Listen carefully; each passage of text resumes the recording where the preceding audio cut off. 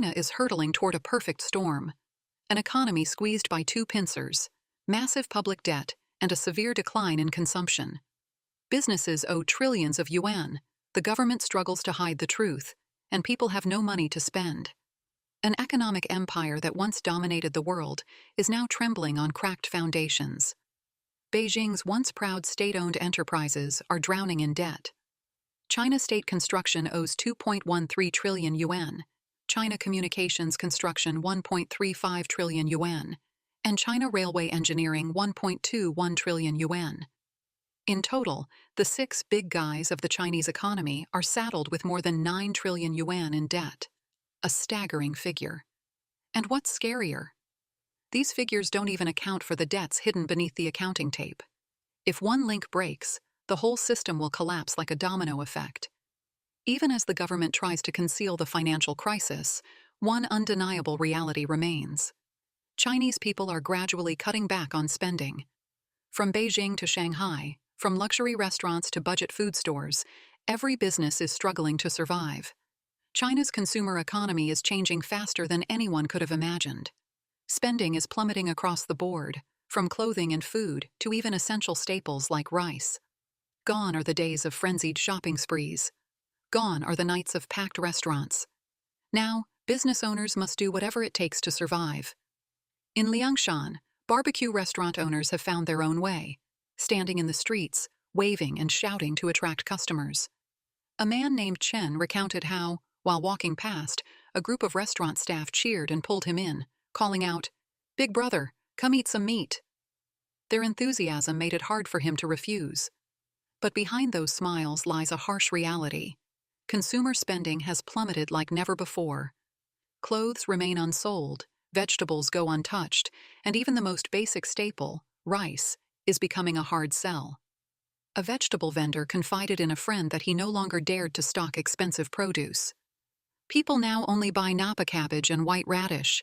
Anything pricier just sits there and rots, he lamented. He admitted that before leaving the city for home, he couldn't even bring himself to buy new clothes. And this is Beijing.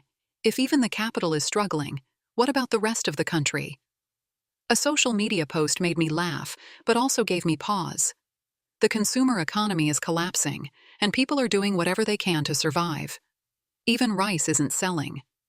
A vendor at a rice and cooking oil market asked to borrow money this morning, saying that business has been so bad this year it's almost unbelievable. According to the latest data, rice sales nationwide have fallen by 30%. What does that mean? People aren't just eating less meat, they're even cutting back on rice, the foundation of every meal. Are they now reducing from 3 meals a day to 2? The taxi industry, already struggling for years, is suffering even more as the economy declines. In Jinzhou, taxi drivers have declared war on ride-hailing apps. They blocked pickup zones at the train station, slashed fares in half, and even gave away free fruit and snacks to attract passengers. When asked how long this price war would last, one driver said, "We'll keep going until our cars break down." But not everyone agrees. Another driver complained, "Driving a taxi now is a disaster. We work all day and make just 200 to 300 yuan, but quitting isn't easy either." "We're human too," another driver vented. "Why is making a living so hard?" Frustrated, he continued, "Ride-hailing companies get to compete freely, but taxis are stuck in a planned economy. We dedicated our youth to this city, and now, as we age, we have nothing left. If the government doesn't need taxis anymore, just shut us down instead of letting us starve like this." Even discount food stores that once forced traditional supermarkets to close are now struggling. A shop that opened in June last year still sees unstable revenue. Beverages with only 10 to 15 days left before expiration are sold for just 1 yuan per bottle. Snacks are priced at 1 yuan per pack, so cheap it's almost unbelievable, yet the store owner is barely making any money. "We rely on volume instead of profit margins," he explained. But the reality is grim. Even supermarkets specializing in near-expired goods are closing down. "It's over. Everything is collapsing," one store owner sighed. "I bought this batch of drinks just last month. They used to sell for 3 yuan in supermarkets, and I'm selling them for just 1 yuan. Yet no one is buying. Can you believe it? These drinks still have over a month before expiration, but they just won't sell." And this isn't just about food. The auto industry is also locked in a brutal survival battle. On February 1st, Tesla China shook the market with drastic price cuts, offering an 8,000 yuan insurance subsidy and 5 years of 0% interest financing for the Model 3. This was the lowest price ever, sending competitors into panic mode. NIO immediately introduced limited-time 0% interest financing, while Xiaomi Auto joined in with special promotions, offering free Zampa seats and upgraded smart driving features. The price war is escalating rapidly. It's not just cars. Bubble tea chains, once a symbol of young Chinese consumers, are collapsing. Over 10,000 bubble tea stores shut down in just 1 year. Major brands like Suitlus closed more than 1,600 locations in 3 months. Even giants like Heytea and Nayuki haven't escaped the wave of closures. People once lined up for hours to buy a 30 yuan bubble tea. Now, chains are slashing prices below 8 yuan just to stay afloat. McDonald's and KFC have lowered burger prices to under 10 yuan, while Heytan and Wallace are even selling at a loss just to survive. Why do big brands accept selling at a loss? McDonald's CEO Chris Kempczynski explains, "Competition in China is fierce. If you sell at a high price, businesses cannot survive. But the root of the problem is simple. People have no more money to spend. Incomes are not increasing. The cost of living is high.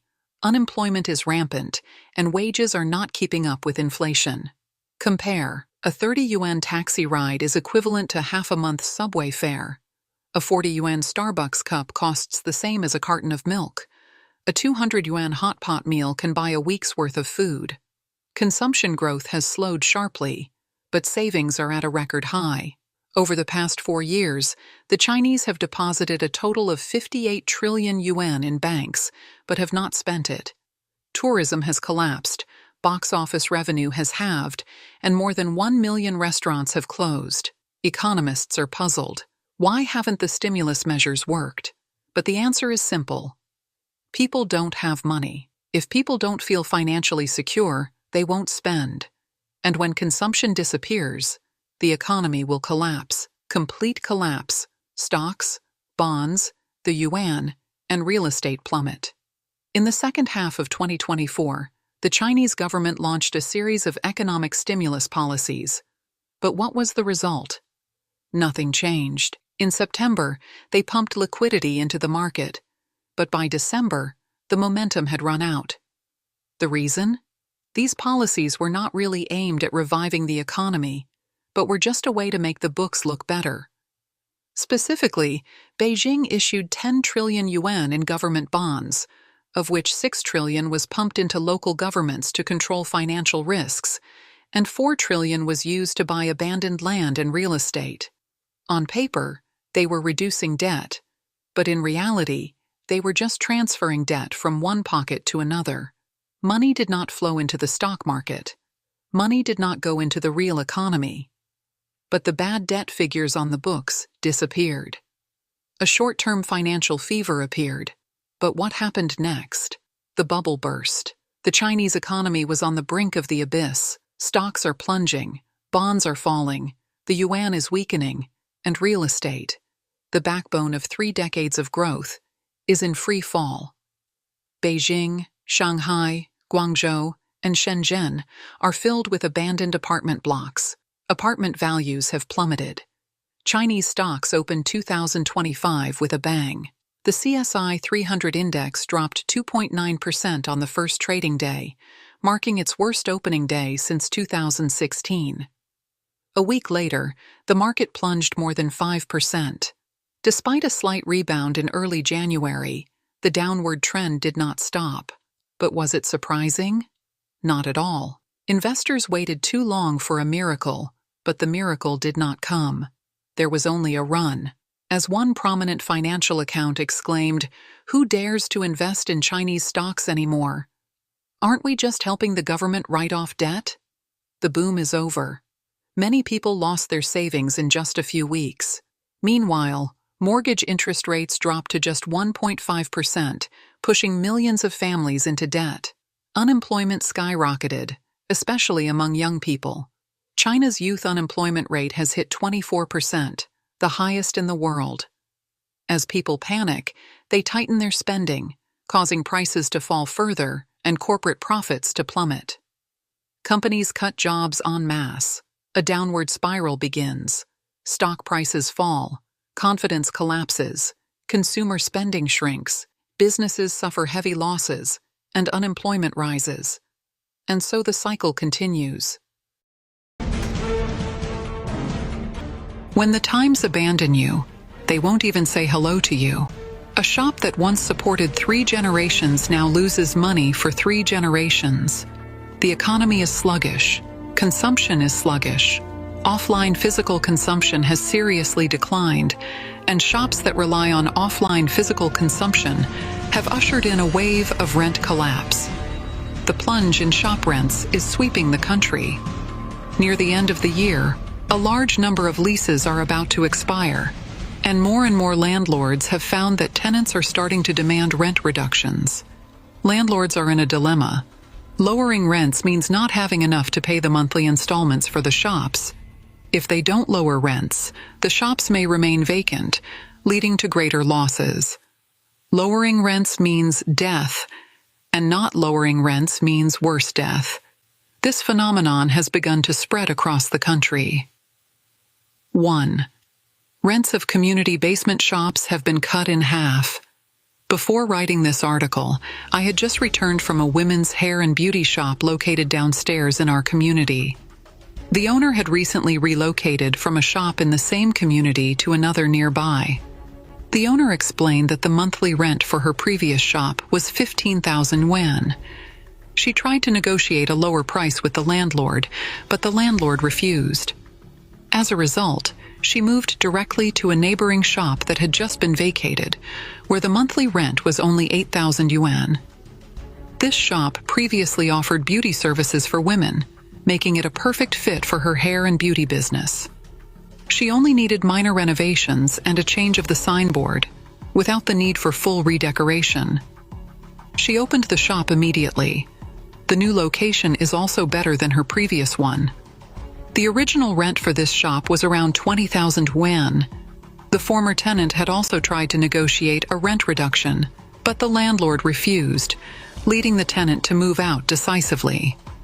Initially, the landlord was confident, believing the shop would be rented quickly. However, it sat vacant for 2 months, with no interested tenants. During this period, the landlord not only lost rental income, but also had to cover property fees.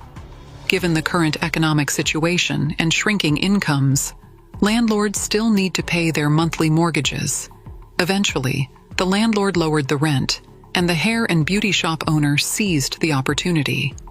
I've observed that shops in our community are undergoing significant relocations. The tenant of shop number 1 moved to shop number 10, the tenant of shop number 3 moved to shop number 1, and the tenant of shop number 5 relocated to shop number 3. In the end, it became clear that the same business owners remain. They've simply switched shops. However, rents have been reduced by at least half. In the first half of this year, landlords were still confident, and tenants rarely dared to challenge them. The sudden closure of a beauty salon disrupted this balance. That beauty salon didn't relocate. It closed entirely due to poor business and insufficient income. The landlord struggled for nearly half a year, but couldn't find a new tenant. Finally, he relented, offering a 50% rent reduction, which successfully attracted the owner of a neighboring hair salon. As a result, shop rents in the area began to loosen, and interesting things happened. Tenants started negotiating with landlords. If they couldn't reach an agreement, they would immediately move to nearby vacant shops where rents were halved. An amazing scene occurred. Tenants began to defeat landlords, and landlords became the vulnerable group, trapped in a dilemma of whether to reduce rents or not. Landlords with vacant shops began competing to attract tenants, frantically undercutting each other, and rents were cut in half. Yes, that's right. The rents were cut in half. Tenants bargained not with 10% or 20% reductions, but with over 50% cuts by simply moving out. Now landlords feel like the sky has fallen. When they purchased these shops, they never imagined rents could be halved while monthly mortgage payments remained the same. It used to be that one shop supported 3 generations. Now it loses money for 3 generations. Community services are essential, and life support services are indispensable, so the demand for shops remains. Ground floor shops should be the last stronghold for businesses, but now even their rents have collapsed, signaling a more severe decline for other shops. 2. The rent of shopping malls plummeted by 90%. Among all shops, wholesale shopping malls were the first to collapse. Wansheng Plaza, the landmark building of Hanjing Street in Wuhan, is the largest clothing wholesale market in central China. 20 years ago, before e-commerce emerged, this was its most glorious time. At that time, the annual rent of a 120 square meter shop was as high as 550,000 yuan, while a 70 to 80 square meter shop could rent for 200,000 to 300,000 yuan.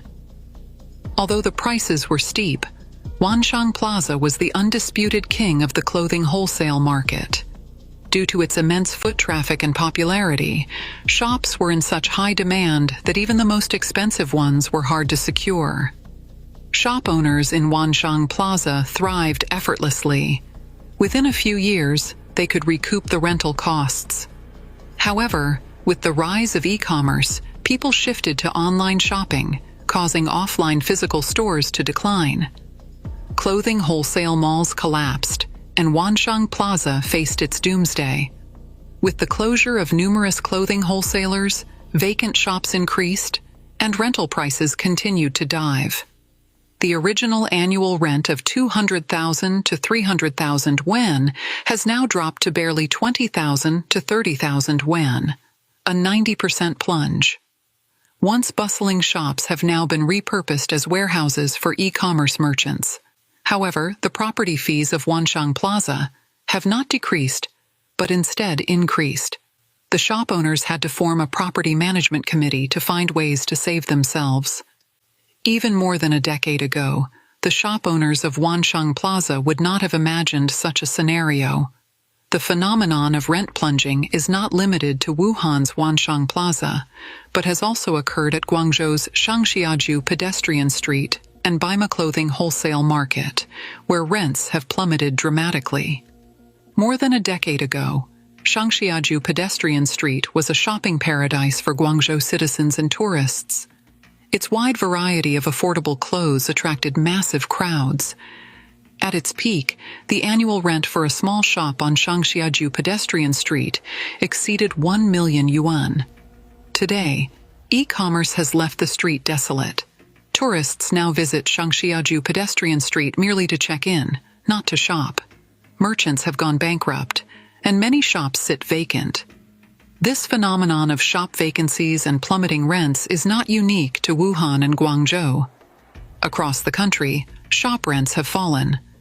A research organization compared shop rent changes in major cities between 2021 and 2024. The data showed that, except for Suzhou, Nantong, and Wuxi, where rents rose, shop rents in other cities fell significantly. Among the 4 first-tier cities, Beijing saw a 10.3% drop, Shanghai 24.1%, Guangzhou 11.5%, and Shenzhen 16.2%. Zhengzhou recorded the steepest decline at 38.3%, followed by Chongqing. This data is shocking and leaves shop owners in despair. Notably, 2021 was still during the pandemic, when shop businesses were hindered by restrictions. Yet, even after the pandemic, rents have continued to fall, painting a grim picture. Third, Hong Kong shop rent collapse. The dilemma of plummeting shop rents is not only happening on the mainland, but also in Hong Kong, the former luxury shopping paradise. Take a shop on Russell Street in Causeway Bay, Hong Kong, as an example. In 2008, the shop was rented by Excellence at a monthly rent of 580,000 Hong Kong dollars. By 2012, the shop was rented by Swiss Longines Watches at a monthly rent of 2.3 million Hong Kong dollars, which was a sky-high price. 12 years later, Hong Kong's high-end luxury retail has plummeted, and Longines Watches can no longer support such high rents. As a result, this sky-high shop was rented by a mobile phone accessories store at a monthly rent of 130,000 Hong Kong dollars. From 2.3 million Hong Kong dollars per month to 130,000 Hong Kong dollars per month, an exaggerated drop of 94%, has also taken place in Hong Kong. The phenomenon of plummeting rents is only the tip of the iceberg in Causeway Bay. In fact, this situation has spread throughout Hong Kong. A street shop along Haiphong Road in Tsim Sha Tsui was rented by the second-hand brand store Milan Station at a monthly rent of 1.02 million in 2015. Now, the rent for this shop has dropped to 100,000 Hong Kong dollars. The rent plummet is only one aspect. The sluggish Hong Kong economy and the reduction of mainland tourists coming to Hong Kong for shopping have caused a large number of shops in Hong Kong to remain vacant. Hong Kong, once the king of the retail industry, where shops were hard to find and land was expensive, has now fallen into a situation where a large number of shops have closed down and rents have plummeted. It is truly sad. Epilogue. As the last stronghold of shops, the rent of community basements has collapsed this year. The phenomenon of rent changes and price reductions in the community downstairs from my home is just a microscopic manifestation of the broader collapse of shops.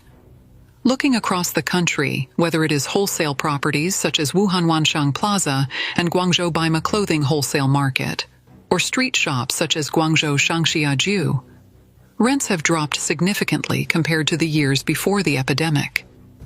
In Hong Kong, famous for its retail industry, shops with sky-high rents have disappeared.